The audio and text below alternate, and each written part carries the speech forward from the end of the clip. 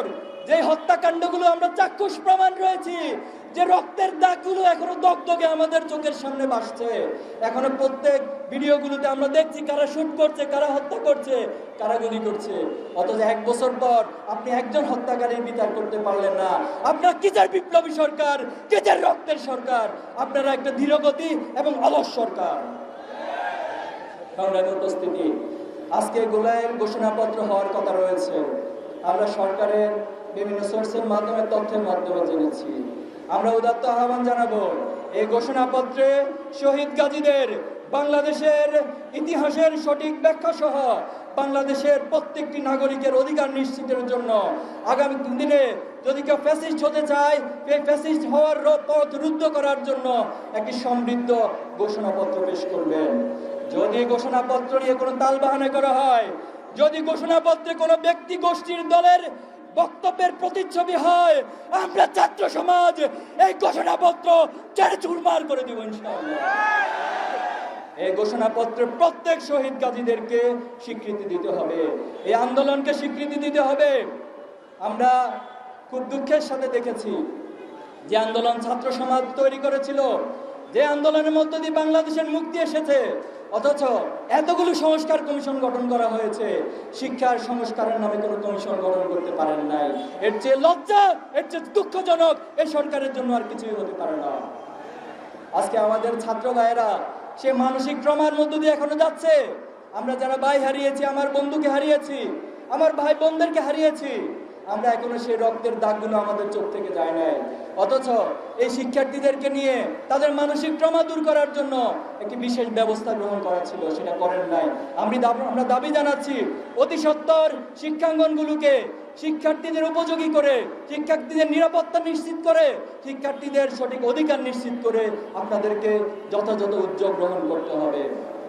সংগ্রামী উপস্থিতি, আমি শেষ করতে চাই, আপনারা দেখে যান ছাত্র শিবিরকে নিয়ে, এই দেশকে নিয়ে এখনো পর্যন্ত একটি মহল ষড়যন্ত্র লিপ্ত রয়েছে।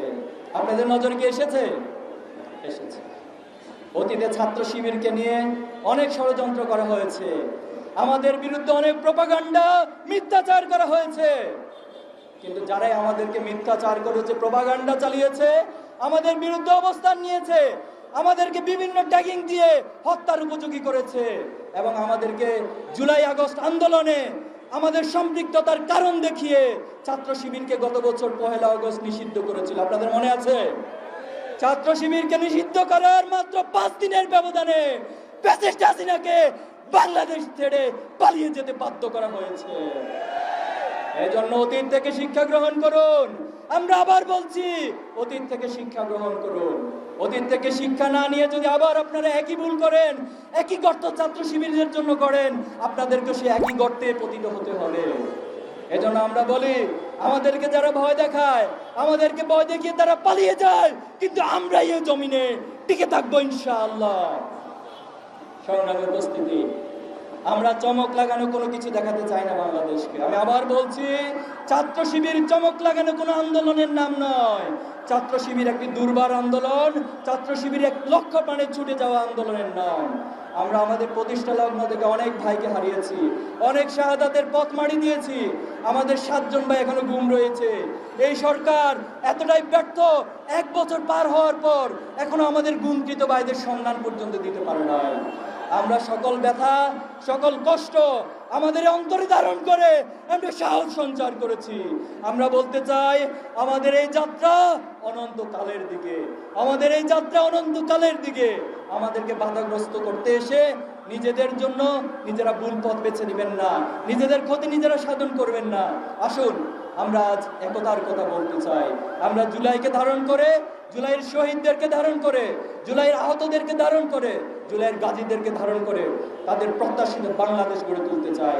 এই বাংলাদেশ বিনির্মাণে আমরা চাই প্রত্যেকটা নাগরিক দল মত নির্বিশেষে, তার আদর্শিক ভিন্নতা থেকে, তার ধর্মীয় ভিন্নতা থেকে সে তার নাগরিক অধিকার নিশ্চিত করবে ইনশাআল্লাহ।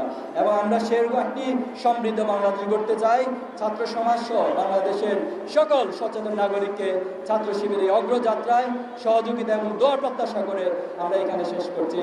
হাসবুনাল্লাহু নি'মাল ওয়াকিল, নি'মাল মাওলা ওয়া নি'মান নাসির। আমরা সংক্ষিপ্তভাবে দোয়ার মাধ্যমে প্রোগ্রাম শেষ করছি।